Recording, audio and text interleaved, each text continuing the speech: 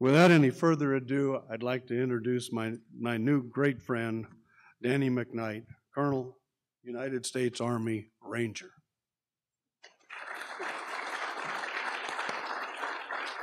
Well, my take on my book is the first 3 chapters focus on leadership, because that's the reason the book is Streets of Mogadishu. Leadership at its best, political correctness at its worst.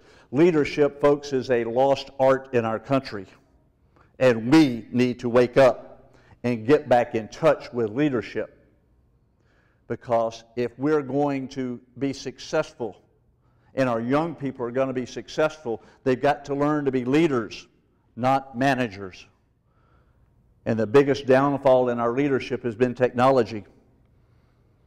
I remember when some people worked for me would come to me with an email and hand it to me and said, "Sir, read that. I don't like the tone of it." Sounds okay to me. I mean, you know, what are you saying to me when you tell me you don't like the tone of something that's in words on a piece of paper? But see, that's what has gotten in the way of, very simply, leadership. And we got to get it back. And we got to start today. We got to start yesterday. And therefore, that's an important part of my book. And then I, of course, take that leadership and put it in reality when you talk about what took place in the streets of Mogadishu, Somalia. Chapter 10 in my book is the only chapter that relates to Black Hawk Down. There's a whole lot more that went on over there. And I felt you deserved to know that. And that's the reason I chose to write it.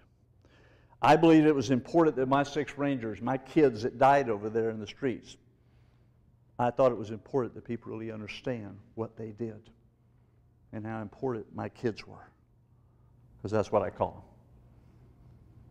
See, I was accountable for them 24 hours a day, 7 days a week, 365 days a year. If they got in trouble one night, it wasn't something I wasn't accountable. I was. That's the reason I use the word kids. They were my kids. I was blessed to command twice, and I believe anybody in here that's been in the military would agree with this. If you are privileged to command at the battalion level of about 900, in my case in Hawaii, and then 900 Rangers, that is the greatest level you can command at, because in my opinion it's the last level that you can get down and get dirty, and I believe that. And I got to do it for 3 straight years. And my soldiers were my kids. See, we have the finest young men and women the world's ever known taking care of us tonight while we're sitting here.